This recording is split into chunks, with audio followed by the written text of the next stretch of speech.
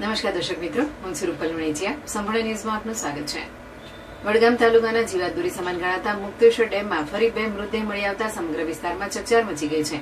2 દિવસ અગાઉ પણ ડેમમાંથી એક વ્યક્તિનો મૃતદેહ મળી આવ્યો હતો. સતત બની રહેલી આવી ઘટનાઓને કારણે સ્થાનિકોમાં ચિંતા અને સુરક્ષાને લઈને પ્રશ્નો ઉભા થયા છે. પ્રાપ્ત માહિતી અનુસાર શુક્રવારે સવારે મુક્તેશ્વર ડેમમાં 2 મૃતદેહો તરતા જોવા મળ્યા હતા. ઘટનાની જાણ થતાં સ્થાનિક લોકો અને પોલીસ તંત્ર ઘટનાસ્થળે દોડી આવ્યું હતું. મૃતદેહોની ઓળખ કરનાળા ગામના શ્રવણનાથ મદારી અને વડગામના કાળુભાઈ મદારી તરીકે કરવામાં આવી હોવાનું જાણવા મળ્યું છે. ઉલ્લેખનીય છે કે થોડા દિવસ અગાઉ ડેમમાં ડૂબી ગયેલા ભરતવાદીનો મૃતદેહ પણ મળી આવ્યો હતો. સતત મળી રહેલા મૃતદેહોને કારણે ડેમ વિસ્તાર ફરી ચર્ચાનો વિષય બન્યો છે. પોલીસ બંને મૃતદેહોને કબજે લઈ પોસ્ટમોર્ટમ માટે વડગામ સામૂહિક આરોગ્ય કેન્દ્ર ખાતે મોકલ્યા હતા. ત્યારબાદ સમગ્ર મામલે વધુ તપાસ હાથ ધરવામાં આવી છે. ઉનાળાની કાળઝાળ ગરમી દરમિયાન આસપાસના ગામો અને વિસ્તારોમાંથી મોટી સંખ્યામાં લોકો મુક્તેશ્વર ડેમ ખાતે પહોંચતા હોય છે. આવી સ્થિતિમાં સુરક્ષા વ્યવસ્થા વધુ મજબૂત બનાવવાની જરૂરિયાત અનુભવાઈ રહી છે.